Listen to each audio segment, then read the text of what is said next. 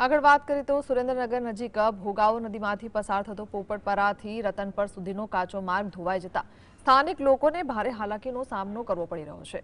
તંત્ર દ્વારા લાંબા સમયથી તેનું રિપેરિંગ ન કરાતા લોકોમાં ભારે રોષ છે। માર્ગ ધોવાઈ જવાથી હવે સ્થાનિકોને ગામમાં પ્રવેશવા માટે 2 કિલોમીટરનો વધારાનો ધક્કો ખાવો પડે છે।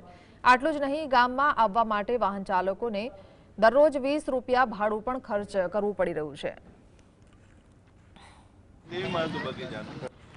તો પાણીમાં થઈ ગયો છે, એટલે જે માણસ હાલીને જાય બધું ગટરના પાણીમાં જાય, અંદર ડેંડા પડિયા જે કંઈ નીકળે આ કઈડે તો એની જવાબદારી કોણ લે? અહીંયા જે કચરો નાખવા આવે ટ્રેક્ટર લઈને, તો અમે એને એમ કીધું કે તમે 2-3 ટ્રેક્ટર અહીંયા નાખી દો ને તો હાલે એવું થઈ જાય। તો એને અહીંયા કચરો નાખો ગમે છે પડખે નથી ભોગાવામાં, તો આ બુરું નથી ગમતું, એ કે આ અમારામાં ન આવે। તો અમારે કેને કહેવું?